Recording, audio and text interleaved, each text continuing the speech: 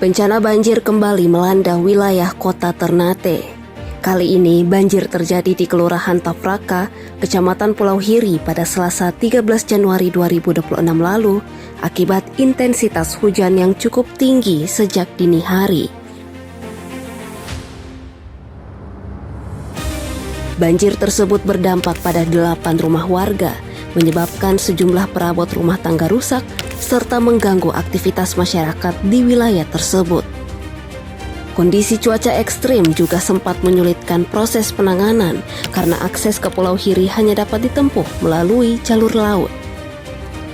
Peristiwa ini menjadi pengingat penting bagi kita semua akan urgensi kesiapsiagaan menghadapi bencana hidrometeorologi, terutama di wilayah kepulauan yang rentan terhadap cuaca ekstrim.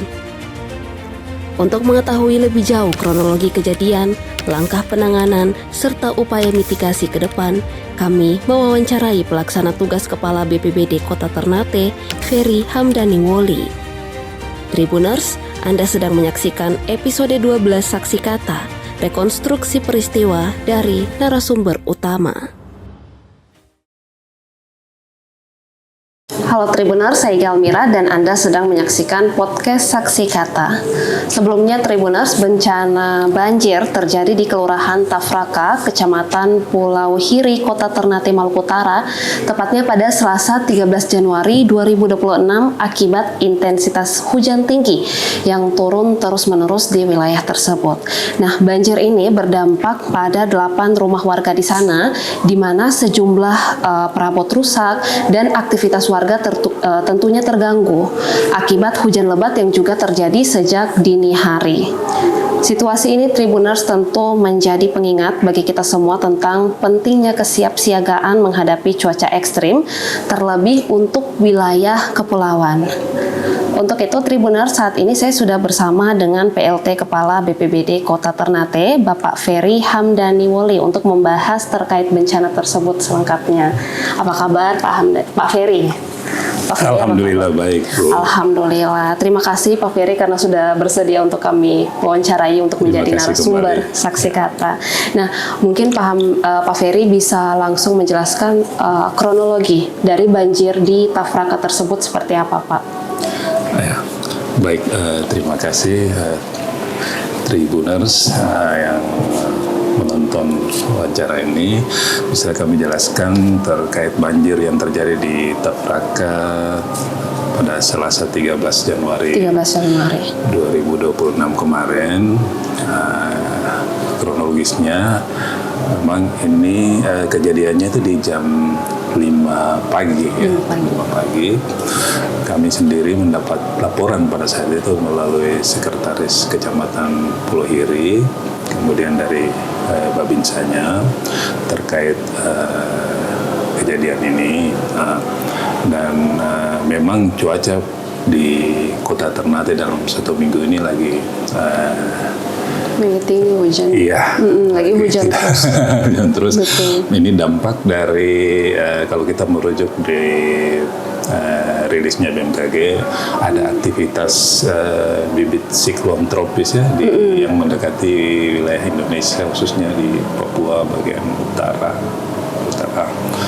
yang terpantau bergerak ke arah barat menjauh wilayah Indonesia, dan ini dampak tidak langsungnya terhadap kawasan wilayah di Indonesia. Dan untuk Maluku Utara ini dia hampir merata ya dampak itu, dan di Indonesia wilayah bagian lainnya juga itu terjadi hal yang sama, dan dampak yang kita rasakan itu curah hujan tinggi, gelombang tinggi, terus angin kencang. Nah, itu 3 faktor itu yang mendominasi dalam cuaca ekstrim beberapa hari ini. Dan untuk Tafraka ini memang kejadiannya di Selasa tanggal 13 Januari kemarin itu.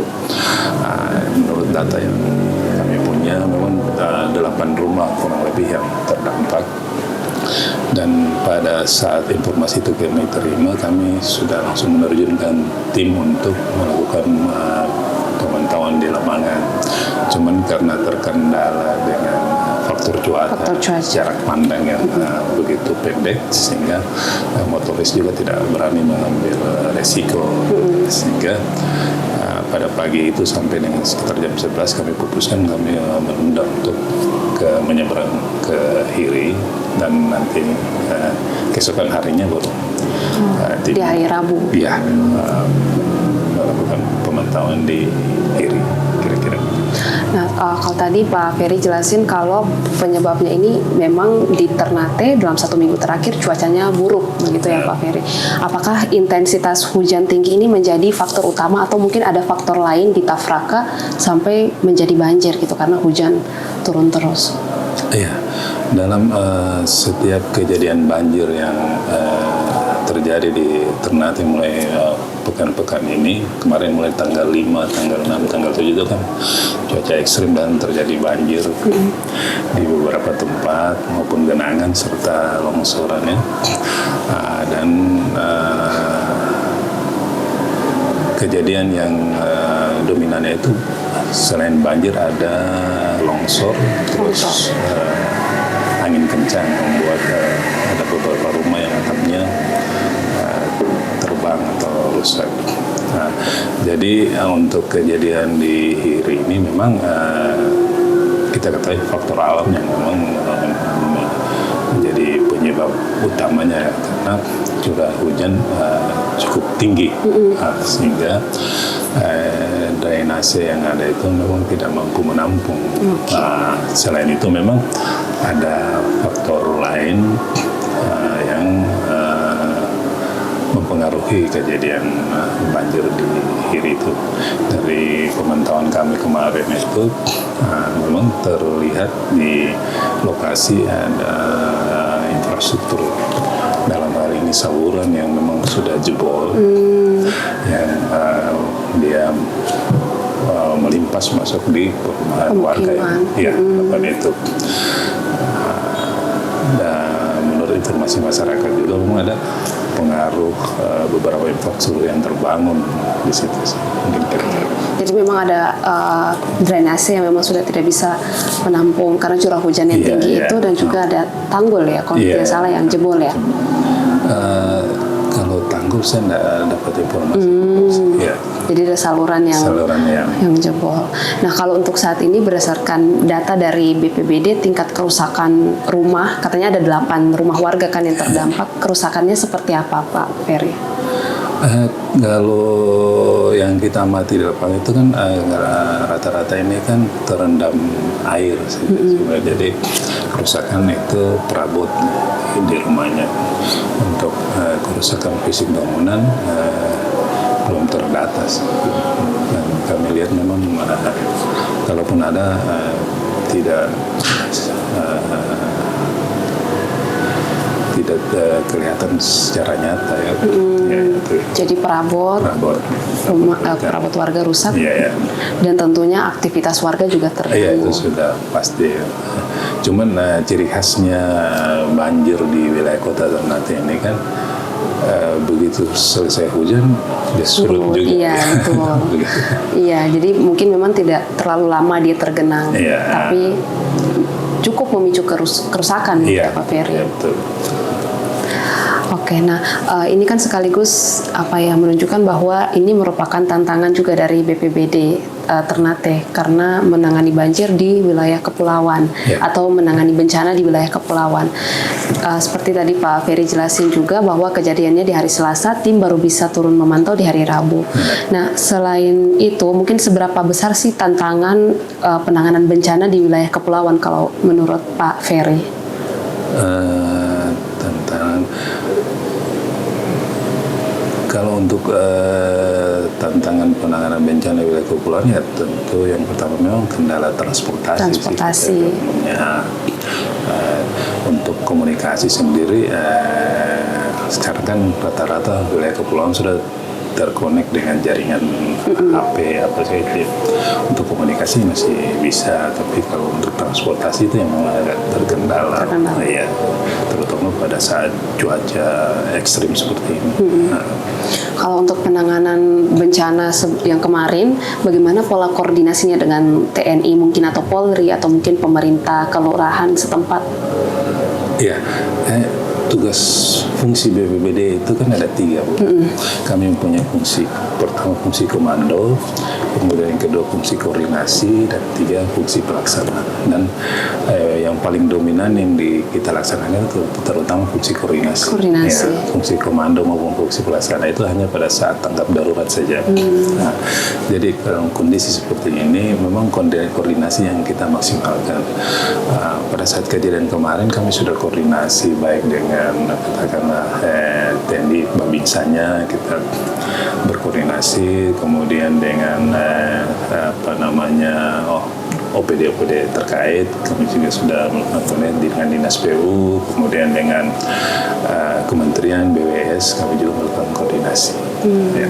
Oke, jadi memang fungsi koordinasi yang Iya, betul.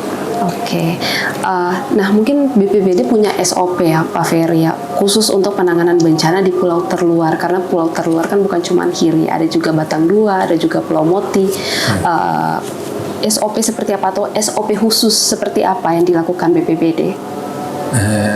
Kami nggak punya SOP yang khusus untuk pulau-pulau terluar seperti itu, tapi kalau SOP bencana memang dia berlaku umum. Kita sudah punya rencana kontingensi, terus kita punya dokumen kajian risiko bencana maupun dokumen rencana penanggulangan bencana.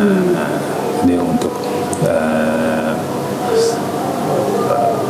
khusus seperti daerah kepulauan, ternyata ini kan juga pulau sih sebenarnya. Jadi memang kita tidak membuat secara spesifik. Jadi penanganannya atau SOP-nya tetap secara umum ya Pak Ferry. Ya. Baik, nah belajar dari kejadian tersebut ya Pak Ferry, pasti ada semacam mitigasi lah yang dilakukan oleh BPBD supaya bencana serupa itu tidak terjadi. Mitigasi seperti apa yang dilakukan oleh BPBD? Iya, mungkin kalau mitigasi ini kan menyangkut resiko ya, karena kalau untuk bencana sendiri itu kan kita ada tipe bencana yang memang sulit kita mau menghindari ya, terutama bencana-bencana vulkanologi, tipe-tipe, terus bencana geologi itu orang tidak bisa menghindari bencana seperti itu. Nah, untuk bencana hidrometeorologi memang relatif masih bisa ditangani karena memang dia tipe kejadiannya itu karena kalau dalam istilah kebencanaan itu slow onset.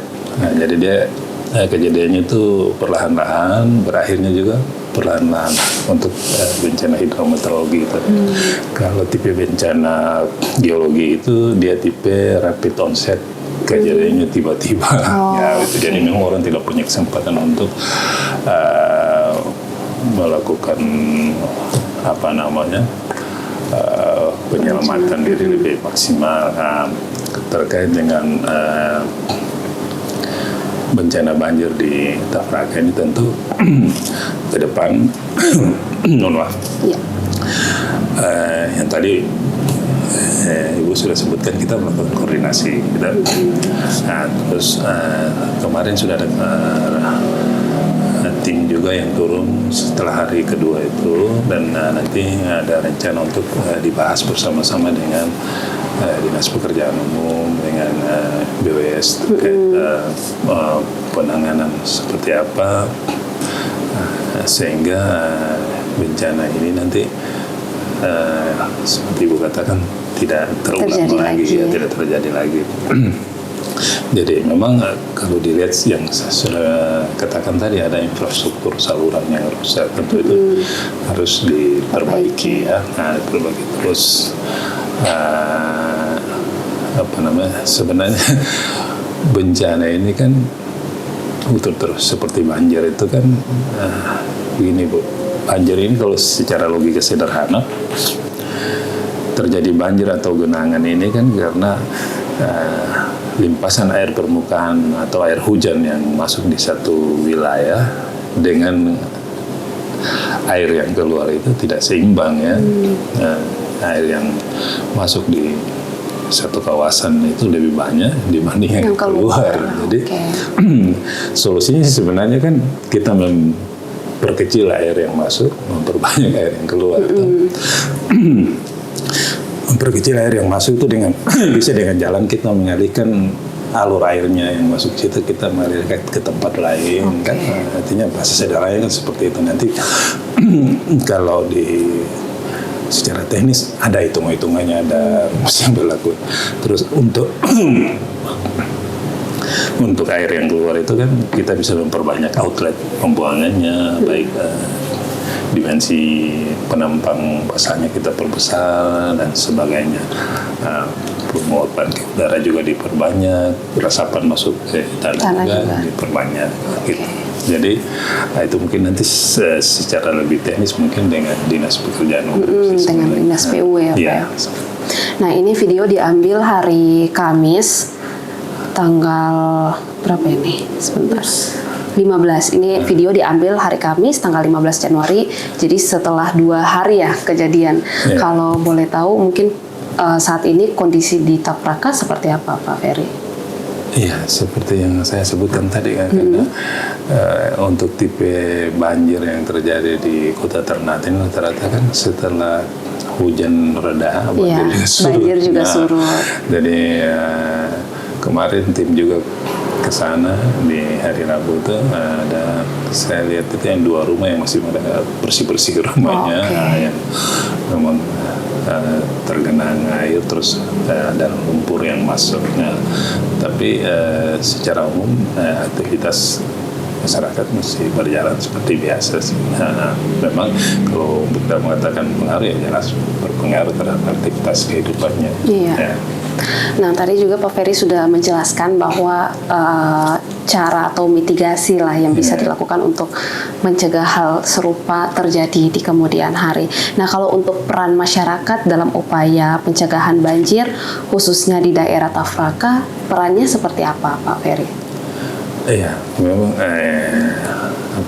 bukan cuma di daerah Tapraka, Ternate pada umumnya yang saya sudah sebutkan di awal. Selain banjir ini kan ada faktor alam, intensitasnya ya ada faktor manusia juga.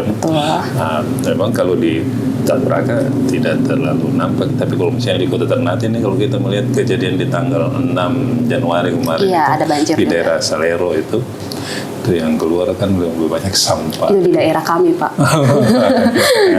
Itu banjir. Pasti kantor lurah. Pas depan kantor lurah itu. Iya itu kan yang kita lihat kan tumpukan sampah yang keluar, bahkan potongan kayu mana ada.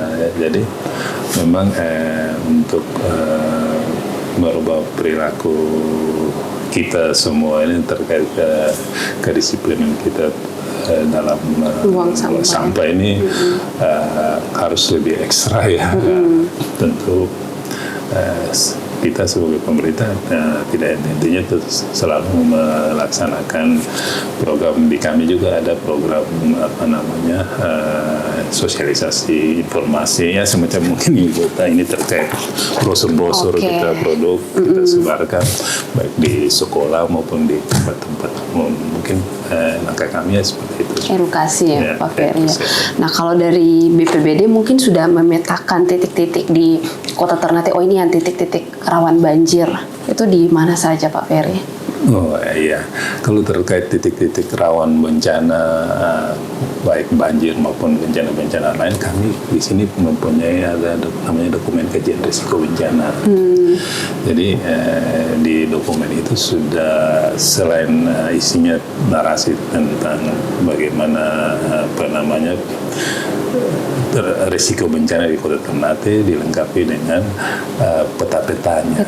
Jadi peta di mana letak daerah yang rawan bencana banjir misalnya, ada semua dipetakan. Iya. Mungkin setelah ini boleh kami ambil datanya atau seperti apa? Ya.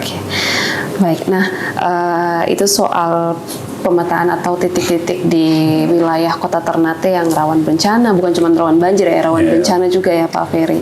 Nah, mungkin sebagai penutup ya Pak Ferry, ada mungkin pesan yang ingin Pak Ferry sampaikan untuk masyarakat Kota Ternate, sekaligus bagaimana masyarakat ini bisa berperan aktif cepat untuk melaporkan jika ada bencana yang terjadi, Pak Ferry. Mungkin seperti apa caranya, dijelaskan.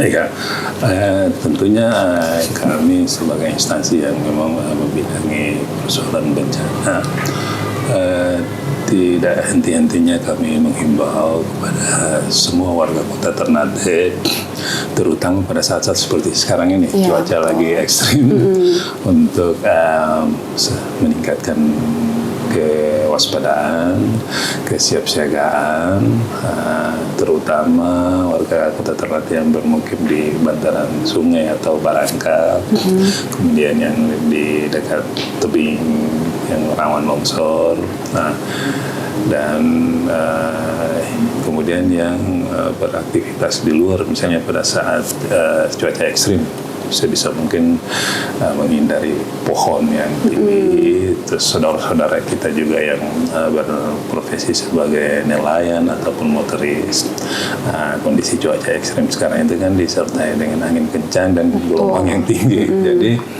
di mana pada saat itu berlangsung jarak pandang menjadi sempit, kan, jadi potensi tabrakan atau hilang arah di lautan itu kan sangat tinggi, sehingga untuk semua warga Kota Ternate selalu mengupdate berita-berita atau informasi terkait dengan cuaca iklim di media resmi ya, misalnya dari saluran BMKG ataupun dari BPBD misalnya, dan kemudian tidak terpancing dengan berita-berita yang memang sumbernya tidak belum jelas. Iya.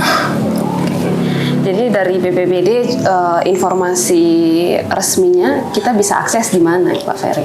Iya, kami sebenarnya meneruskan juga peringatan dini yang dikeluarkan oleh BMKG. Misalnya, BMKG kita di sini punya early warning system terkait gempa dan tsunami. Untuk cuaca sendiri kita nyadur dari BMKG. Terus informasi itu biasanya kita sebarkan ke pihak kelurahan ataupun camat. Kami juga punya grup yang isinya tentang para lurah. Biasanya kalau ada informasi terkait itu kami meneruskan ke grup. Ya. Ke grup WhatsApp. Kalau media sosial mungkin ada Pak Ferry? Ada, kita itu ada Facebook, ada Instagram juga sih. Jadi mungkin Facebook dan Instagram resminya BPBD Kota. Kita punya website juga. Website juga dari BPBD, nanti kita taruh di description box di bawah aja ya Pak Ferry ya. Oke, nah mungkin itu saja Pak Ferry. Terima kasih banyak untuk pemaparannya dari tadi, dan untuk Tribuners yang menonton, semoga episode kali ini bermanfaat untuk Tribuners sekalian. Saya Iqal Mira pamit undur diri. Terima kasih dan sampai jumpa.